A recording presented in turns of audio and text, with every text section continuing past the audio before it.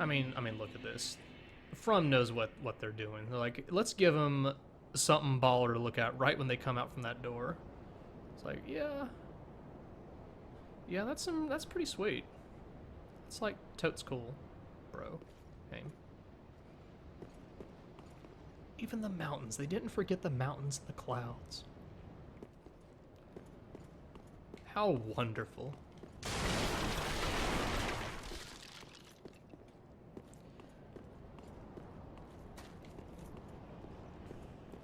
So I think these are people who...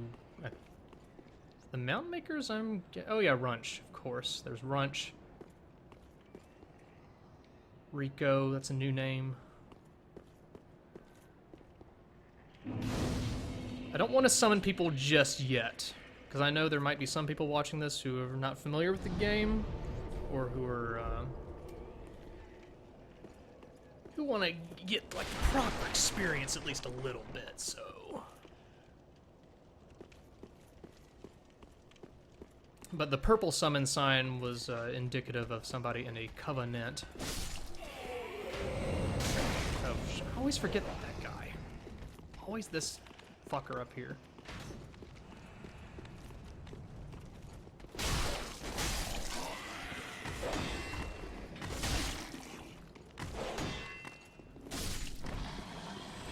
One way this game is a little unique compared to the others is that a lot of the starting weapons are perfectly viable throughout the entire game, which is really cool. Like, I used this longsword for a very long time until I found I was kind of doing a strengthy sort of thing.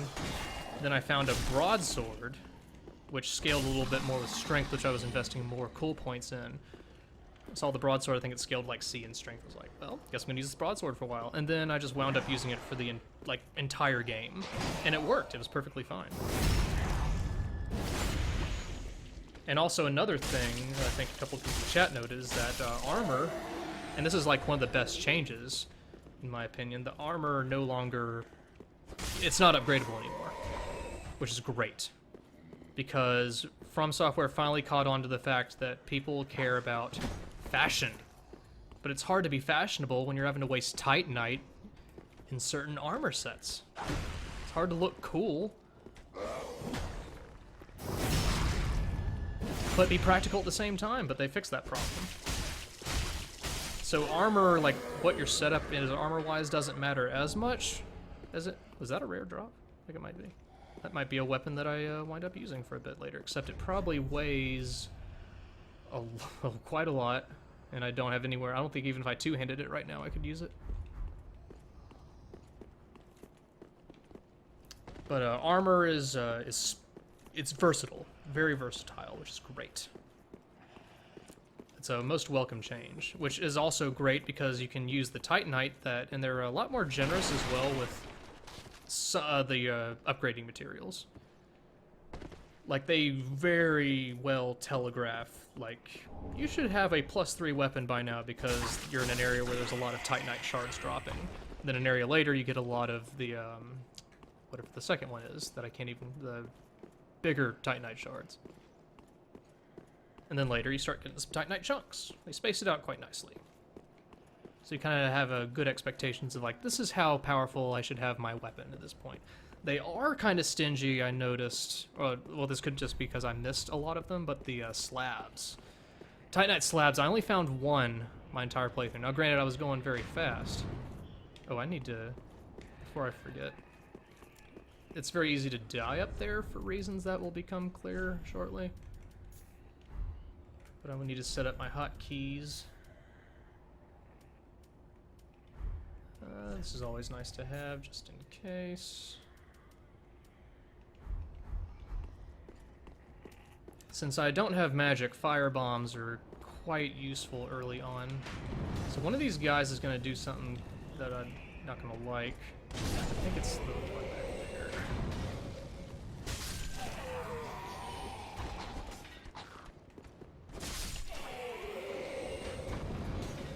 Yep, that was him.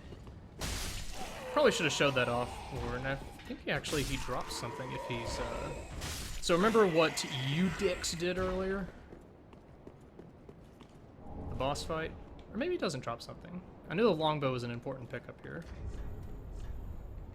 which I cannot use yet. Need the dex for it. Need the dex for it.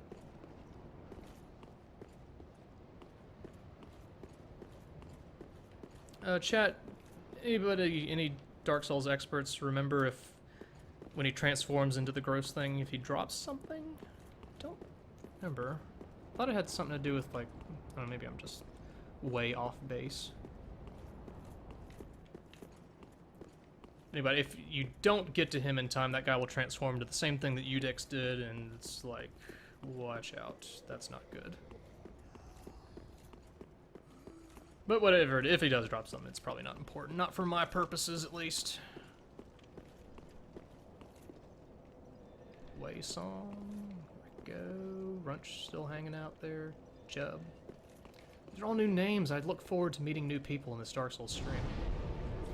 Once I get to the point where I'm ready to summon somebody. I'm not quite feeling it yet, though. Now that I have Discord set up and everything, we can have, like, little cash hangout sessions. Oop, there's that pause again. Stutter.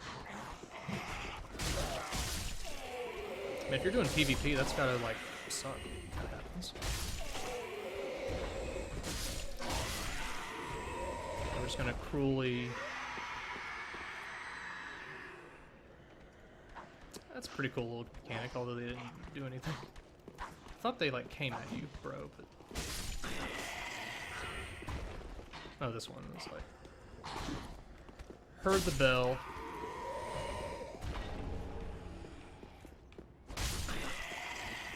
Thought when he did that, a bunch of them aggro and just, like, blitz you, but apparently not. Like I said, it's been a while since I've played, so...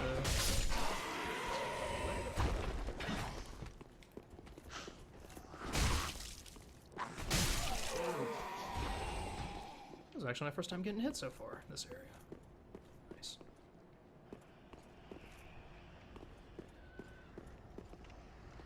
Oh, the ones with the lantern wake up the others. Thank you for that.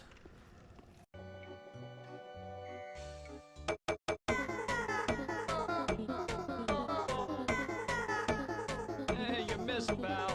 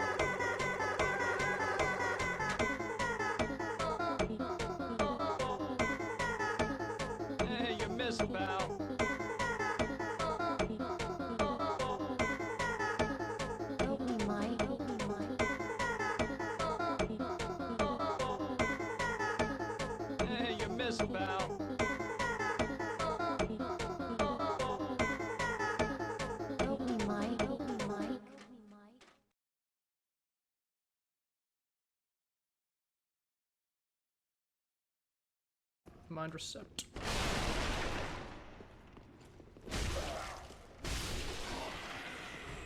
So this kind of feels like the Undead Burg a little bit, only like castle-y.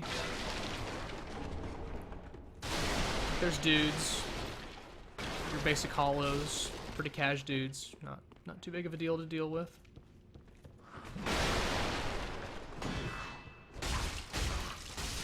See, I love the longsword because it's got a great simple moveset. It's fast, swings horizontally, but you can also use the strong attack to get some range on it. Two-handed I don't use too much. Maybe I'll go two-handed for a little while.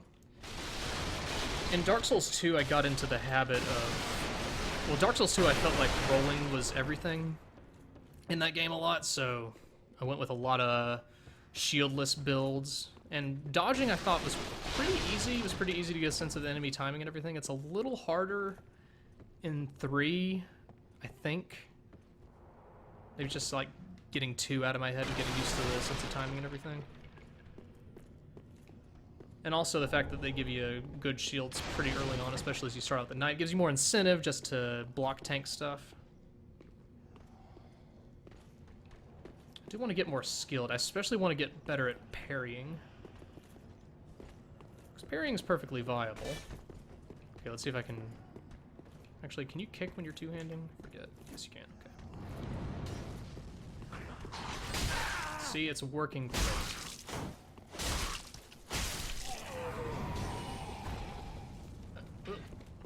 Yeah, I'm getting these second-long pauses that are kind of weird. I wonder what they fixed that made it... Oop, that was not cover. Aggro!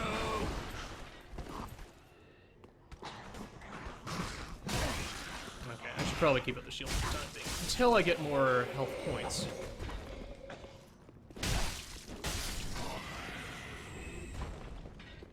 Gonna use a firebomb to damage multiple of these guys, but if I don't think I'm quite... Well, I didn't want to hit you. Those things cost 100 soul dollars a pop, bro.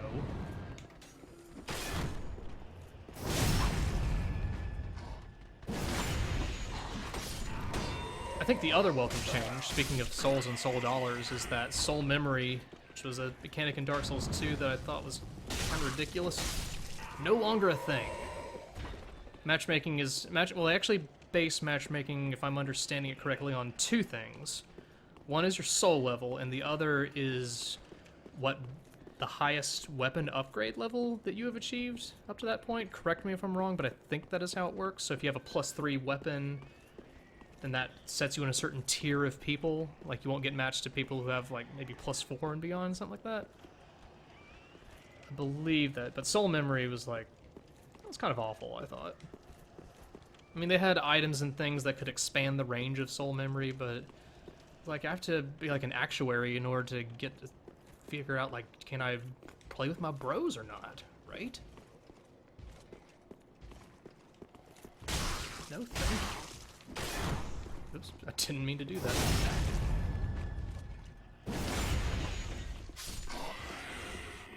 But, Chad, am I roughly correct in how the matchmaking works? I know soul level's, like, back. Like, soul level didn't even matter in Dark Souls 2, I don't think.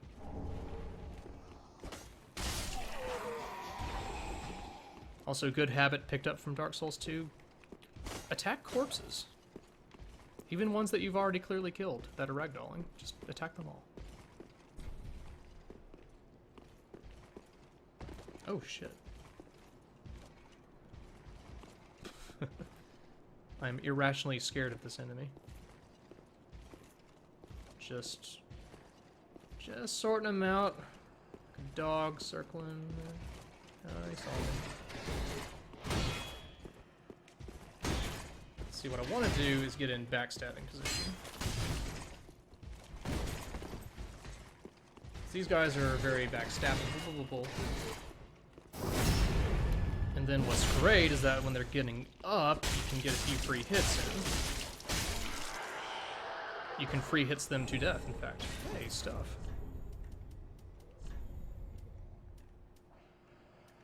So, mostly better. In fact, the downsides are negligible, so I should wear this. But, is it fashionable? You guys be the judge. Fashion? Not fashion. It's practical.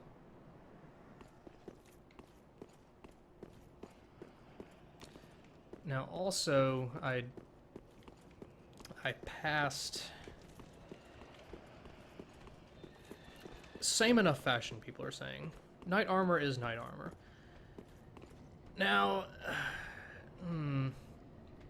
I can't remember... There's something up here, but there be, well...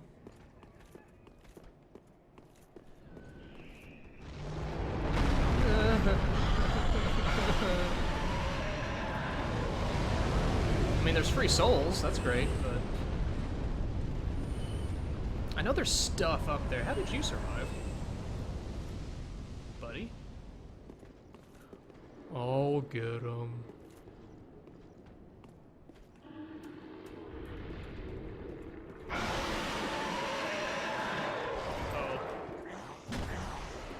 supposed to be fired on to death.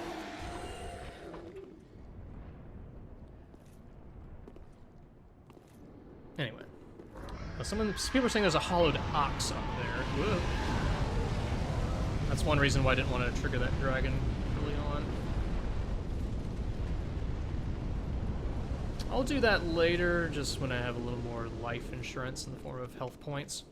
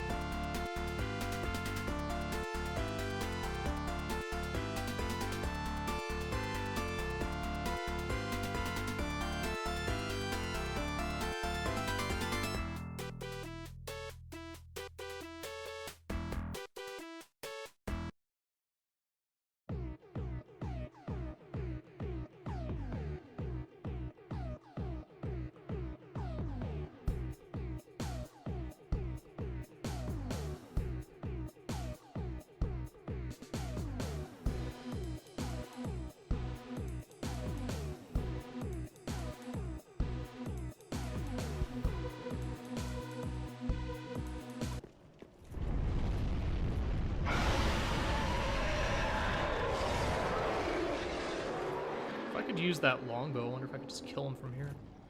Let's not do that, though.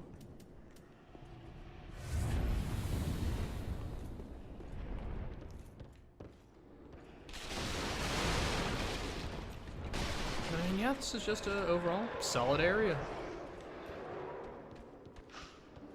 Also, I really don't like these guys. Wait, is this? No, different guys I'm thinking of. There's some, like, shorter versions of those guys that are really fucking annoying later on, but they have like a cool looking cloth hat thing. I think, and Fashion Police in the chat can correct me, I think it's pretty fashionable. It's fairly fashionable, in my opinion. There's people. I wonder if I could summon somebody who would kill the dragon for me who has viable long-range weaponry. Would that be too cheap and weird? I don't know. Who's following? Got Chev again. Go. Oh, that same Karen. Same Karen of Dark Souls fame from earlier on, and Runch is still here. I'm a fan of the fashion of the cloth hat personally, but maybe that's just me. Titanite shard. I can probably take a quick swing by Firelink Shrine.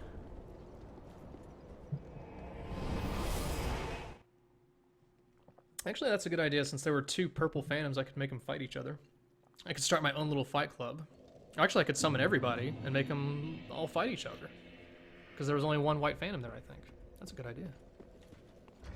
Just a quick informal fight club. So if you want to, like, have a brawl, put your summon sign where I just was. I'll be back there in a moment. Let's go ahead and get the fire longsword. Just wasn't he? And maybe even upgrade it. Yeah, let's go ahead and upgrade it. do want to use that great axe, but it's a long way off, I think. Because even if I two-handed it, it's still like way too heavy. I'd have to boost my vitality by a lot. So let's infuse that longsword with the fire gem that we got. Make the fire longsword +1. And I did not get any new flasks, right? Yeah. What, I forget, what's the maximum? In Dark Souls 2 it was 12, I want to say. Is that true here? Because I think I actually missed some... I think I only got up to 10 my first playthrough, but I don't know if 10 was the max or not. Farewell, Ashley. Let's go ahead and blow some cash on some more bombs. Fire bombs are very useful early on, in my opinion. Oh, I can only hold so many, though. I'll buy some of these. These were actually very helpful in a couple of areas where I did not know... Like, I already have a pretty poor sense of direction, but... Ashen one. Those can come in handy for tracking where you've been. Okay. Alright, let's make some viewers do my bidding and fight each other. Oh, you can... 15 flasks, really? Yeah, I know weapons upgrade to a max of 10. Those flasks I wasn't sure about. Or shards, whatever.